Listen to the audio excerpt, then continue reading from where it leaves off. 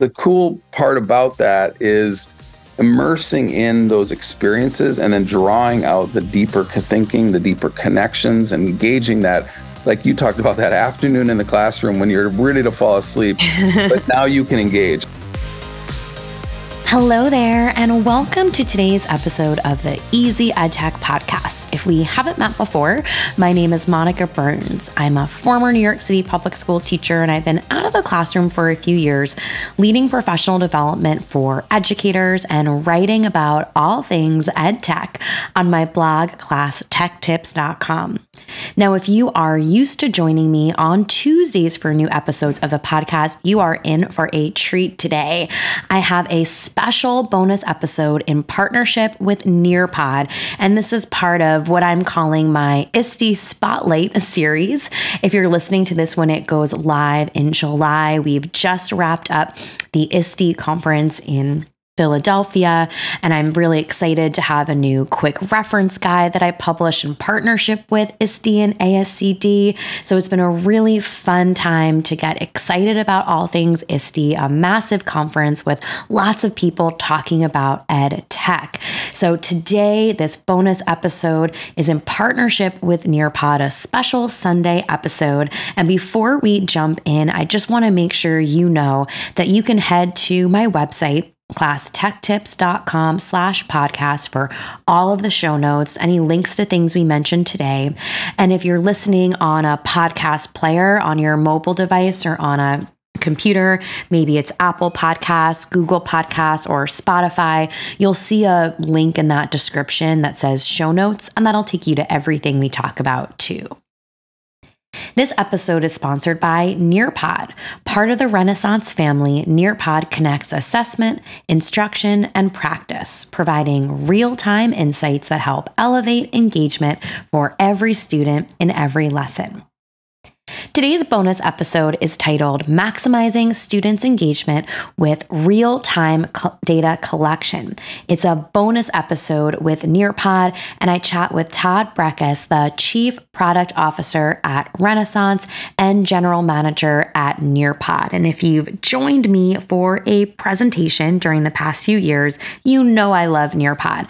I use it as a classroom teacher, and I think it's a fantastic way to increase engagement and collect real-time data from kids. So I love sharing it with educators, and it was really fun hearing Todd's stories and his perspective on EdTech integration. I can't wait for you to listen. Let's go ahead and jump in. Welcome to the podcast. I am so excited to chat with you today. But before we jump into all things Nearpod and real-time insights for student understanding, I'm hoping you can share a bit about your role in education. What does your day-to-day look like? Well, thank you, Monica. It's a pleasure to be here. I'm really happy to spend this time with you. My whole career has been in education technology. I started way too long ago to even mention, but I started in 1990 as an educator. I was an educator for 8 years and continued to see EdTech my whole experience in my early teaching as well, all the way through several startups. And now I'm general managing Nearpod and running the products for Renaissance. So my day-to-day looks like talking about the stuff we're building. I'm actually today dialing in from the UK, where we're meeting with about 30 different customers of ours here in the UK to talk about how assessment and instruction come closer together for schools internationally. So it's an exciting venture. So that's today. My day is a little later than yours, but I'm excited to spend this week here in London talking to our schools about how does technology, enhance your experience, and how do you use data to inform the right instruction and the right teaching. So it's very relevant across the globe right now. Well, I am, a Nearpod super fan and love talking about what you just mentioned, right? Using data in real time to make decisions. I was just with a group of educators out in Arizona last week, looking at Nearpod in action. And so as we're talking today about Nearpod, including how the platform has the real-time insights into student understanding, can you share a bit more about Nearpod for those who might not be familiar with the platform? Absolutely. Well, first of all, thank you for being a super fan, because it's obviously, I'm a super fan as well. I can remember in 2013, I think it was, maybe 14, I was running a company called Myon, and the Nearpod team and the Myon team were meeting, figuring out what could we do together, because they had some really cool stuff. But Nearpod is more than just cool stuff. Really, the experience itself is really built for the teacher. And when you think about Nearpod, you think about an easy access point for delivering instruction. You think about, how do I make this lesson come alive? I think we as teachers have always wanted to feel that engagement with our kids, feel that I get it moment, like I understand, or I have a question I don't understand. I need help with this. The power of Nearpod is it's delivery in the moment. It's delivery of instruction. It's empowering that delivery. It's very different. When I was a teacher, I had my transparencies. I'm dating myself here. And I put them on the machine, and I put them on the overhead projector, and then drew the writing examples or the literary connections, and used my chalkboard and my whiteboard, which was a very cutting edge tool in the 90s.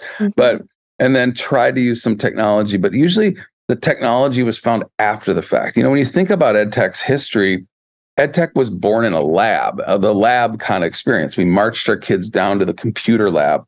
The power of Nearpod is that engagement, that instantaneous moment, that moment of aha in the classroom when the kids are getting it, can really come through with Nearpod. So very practically, Nearpod has tens of thousands of active lessons that the team here at Nearpod build.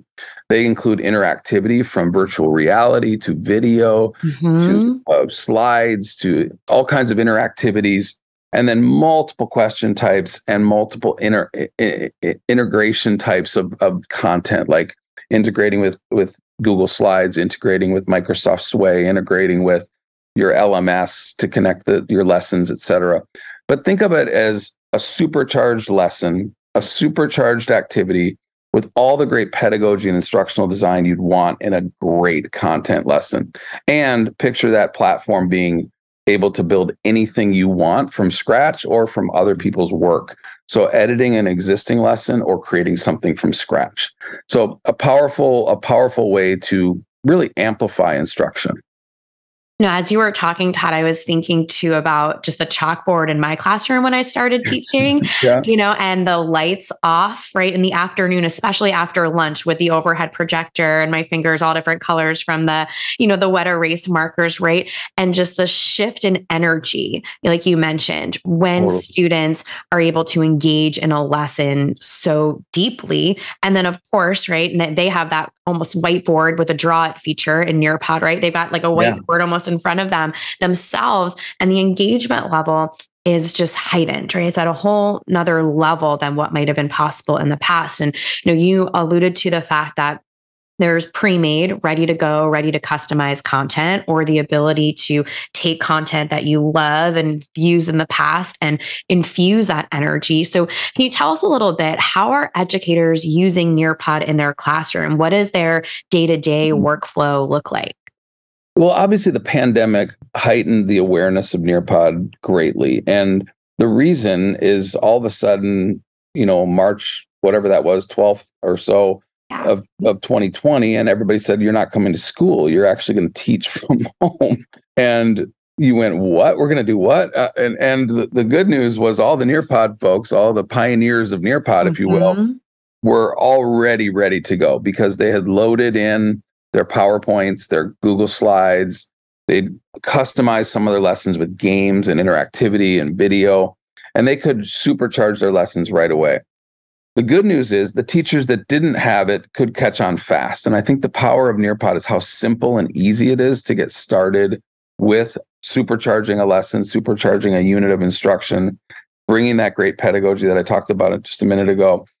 But the power of Nearpod is, I think, first and foremost, instructional design. And you think about the purpose of the lesson, the lesson's purpose, the lesson's delivery, how content can be integrated. If you think about bringing kids to a virtual field trip, especially during that COVID time, where you're zooming them into I'm in a location right now where Ted Lasso filmed, right? Yeah, So I'm in Kingswick, London, and literally you can look on Google and see where Ted Lasso filmed his show. And the cool part about that is immersing in those experiences and then drawing out the deeper thinking, the deeper connections, and engaging that.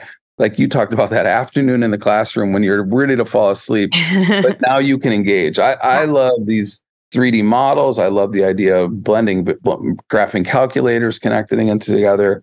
So I may have lost the beginning part of your question because I got excited about the interactivity, but I would say that the need for Nearpod really took off during COVID, but it continues today. As teachers came back to school, those lessons still existed.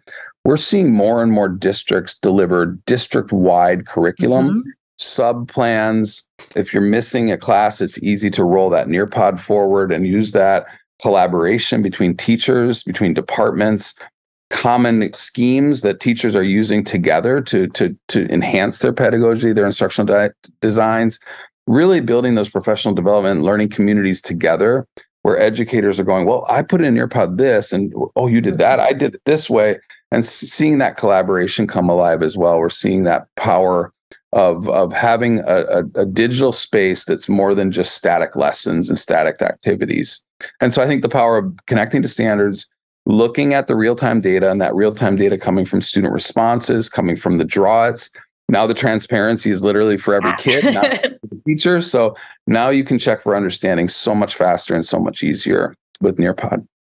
The formative assessment connection is definitely a standout when I think about, we're talking today with like ISTE on the mind, right? The big ISTE conference this month of June and all the energy that brings it into July, right? And I've had a Nearpod presentation for, over 100 educators in one space, but I've also done it with pre-K students, right, who are sitting in a circle exploring the life cycle of a frog. So I think, as listeners are thinking about interactivity of lessons, sometimes things get into one bucket or into one category. This is just for students in this group or that group. And, the virtual reality component you talked about alongside something so meaty like the formative assessment and data collection is definitely an area that, I know I'm excited to see those aha moments when I'm with a group of educators. So when it comes to the formative assessment piece and, thinking about that day-to-day workflow in a classroom, are there things that you're seeing teachers lean into? Like, is the draw it or the sketch it out for someone who hasn't seen it before? Sometimes I like to think of like you're sketching your response or annotating the page. Is it the collaborate where anyone can put a virtual sticky note, on a board? Are there certain formative assessment areas where teachers, or you find them most excited about collecting real-time data? Yeah, you nailed it with Collaborate. That's been the most popular feature, is just the simple Collaborate board. Our new Draw It that people are really, becoming really excited about. We're improving our lesson plan flow as well. So that's been exciting. We just launched that. I think the biggest change that's coming to Nearpod is this partnership with the Renaissance ecosystem. And as I've been building out with my team, the Renaissance ecosystem, we've done this both through acquisition. We acquired Nearpod as an example, because in addition to my role as general manager of Nearpod, I'm the chief product officer at Renaissance. So we have a vision for bringing these products together and making sure they connect well. And we did this first with STAR. So we're taking a traditional interim assessment tool that's been used for progress monitoring, interim assessment, predicting standards, seeing skills, computer adaptive test giving typically 3 to 4, maybe 6 times per year. And we're matching that up with Nearpod content and Nearpod lessons. And so now we're making and taking the blending of these two products together, where the formative, just in time, right now, what are students experiencing conversations are really significant and really important, because we can maneuver our lessons and our activities based on the current needs and the current situation in the classroom.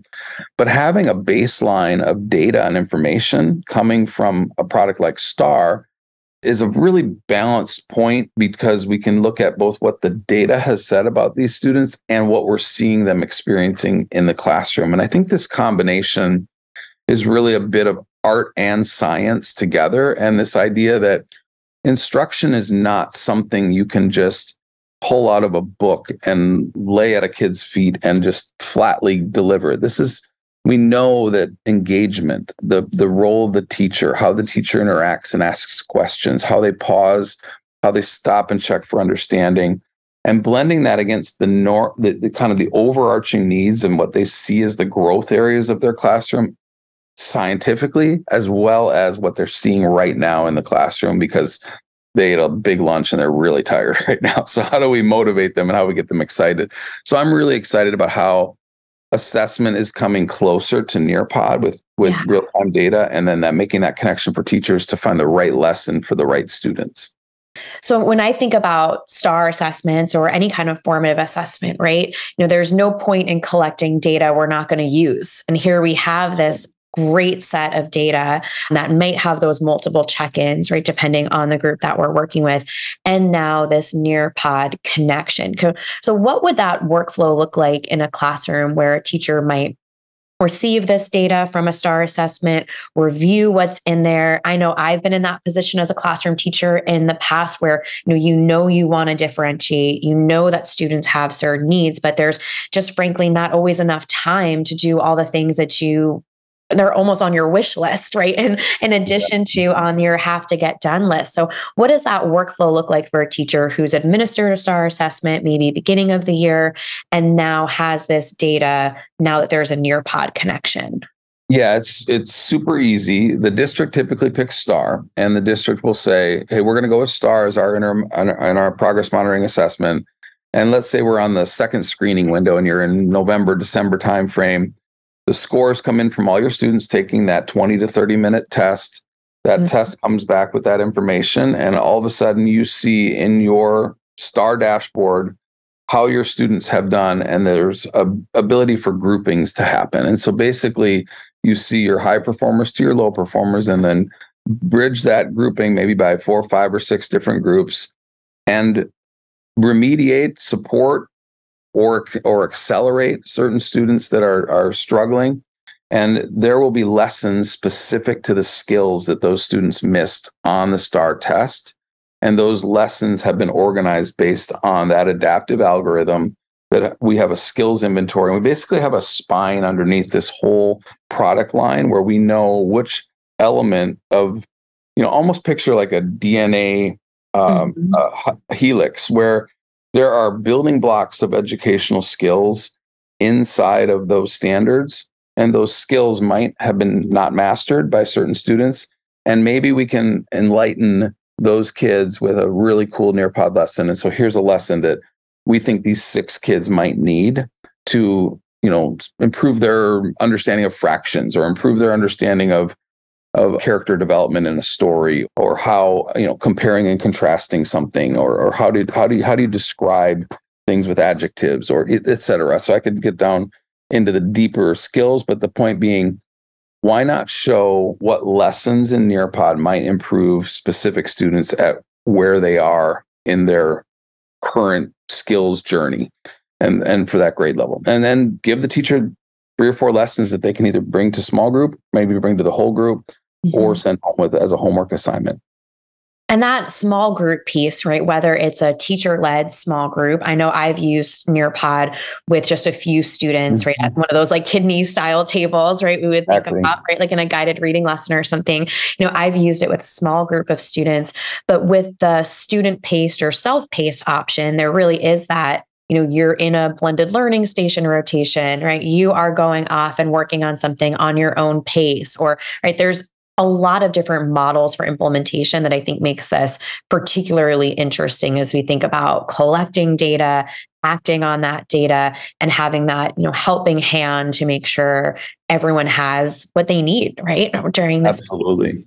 So before I was just going to say, and Monica, I think that where Nearpod is going to continue to expand and grow, we've also recently released programs. And so programs are like, we basically launched a math program, K-8, full curriculum, mapped to all of the standards and skills for mathematics, organized in such a way that there are Nearpod lessons for an entire K-8 set of lessons, all math K-8. Like, it's a big product, and those lessons are already pre-built. And as you know, you can edit them and customize them. And then imagine that with your Star Math connection and being able to adjust that along with your textbook. So we know that people aren't necessarily just throwing out the textbook, because it has been a guide of instruction through the years. But Nearpod starts to create a different model of engaging that instruction in a way that only Nearpod can, because it's got these 14 different types. It's got the modeled lessons. It's got video interactivity, like we talked about.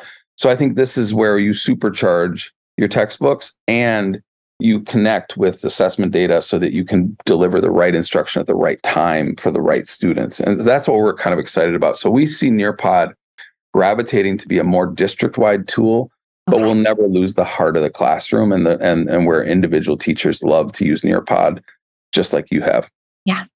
And as we're talking today about this piece, right? Nearpod is one piece within the Renaissance ecosystem, like you mentioned. So would love to hear a bit more about what's happening at Renaissance, right? We've looked at Nearpod and this assessment piece. Are there other things happening there that you want to make sure listeners know about?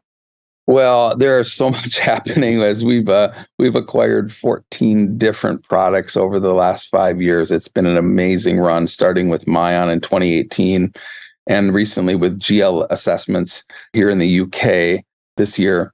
And these acquisitions have really broadened the Renaissance portfolio. And we've decided not to, like, some people would say, why don't you just condense everything into one big old platform? And we're like, well, no, we don't think educators really want that. The one size fits all for all education is kind of the textbook model. And no offense, but it needs to adapt and change to the modern times. And we believe that if we can granularize the content in such a way, map it to the assessments, and then show the data to educators, we will help educators see every student. That's been our new brand rollout, is we've adapted our brand at Renaissance to think about that teacher in the center who doesn't necessarily just want to use an adaptive learning program, because sometimes that adaptive learning program sends kids off on all kinds of different paths, and it's hard to ground them back to the standards and the scope and sequence that the district is asking them for. And not that we're critical of, I built some of those programs in my past. I know how those programs are built. You take a structure and take a scope and sequence, but kids send off on their adaptive learning path. What we want to do is balance that adaptive path with the teacher-directed path and a set of tools and resources that will give them the right things in the moment of instruction, just like Nearpod is as a product. So Nearpod creates a major position for the Renaissance portfolio, but as does STAR and FastBridge, our two main computer adaptive and CBM assessments, so we can get the right granularized information and then make these assessments as short and simple as possible, because we want to focus on time of instruction. So what I hope people will see in the evolving Renaissance over the next 2 months to 10 years is a company that is building products just right for the teacher to work with students, and that those products fit the implementation model that their districts want them to use. And it's not separate lab-based approaches where we're sending kids down to do something experimental. This becomes part of a daily transformation of what teachers get to do in the classroom every day. And hopefully it makes the job more fun, makes it more engaging and interesting, and gives kids that motivation to keep accelerating their learning. I think that embedded, integrated part of the everyday experience, and teachers can gather all of this great formative assessment data that feels actionable for them, right, is such a core component that I'm glad we were able to explore and really unpack together today. So, Todd, where can people connect with you, the Nearpod Renaissance team? Where can they learn more about your work? Absolutely. I'm at Todd Brekhus on Twitter, and you can spell that out. It's Brekhus is my last name. We love connecting with teachers to find out what works for them or what doesn't, and let's try to make it work and help everyone see every student. That's kind of our new mindset. So thanks for the time, Monica. It's been really fun and really engaging. I love the fact that you're a Nearpod user and you're super interested in the Renaissance portfolio, and we're just proud to be partners in this education effort, because it's it's not one company that's going to do it all. It's a lot of us that have to help this time. And we'd love to see our students soar and succeed. So thank you for the time today. Oh, you're very welcome. Thank you. It was lots of fun chatting with Todd on the podcast today, and I want to finish up like we always do with a few key points from the episode. Boost student engagement with interactive activities. Use the data you collect to pivot instruction. Leverage supplemental resources to address specific student needs. Remember, you can find the show notes and the full list of resources from this episode at classtechtips.com/podcast, including all of the ways to connect with Nearpod. Again, a big thank you to our sponsor for this episode, Nearpod. To learn more about Nearpod, please visit www.nearpod.com, NEARPOD.com. If you're listening to today's bonus episode on Apple Podcasts or Spotify or maybe another favorite app, you should see a follow or subscribe button where you can follow along for free and get each new episode on your podcast feed. And if you have an extra moment or two today and are feeling extra helpful, feel free to leave a rating or review for the podcast. Sometimes it's just a matter of clicking or tapping on the stars in your podcast app, and it helps other people find the podcast when we get those extra ratings.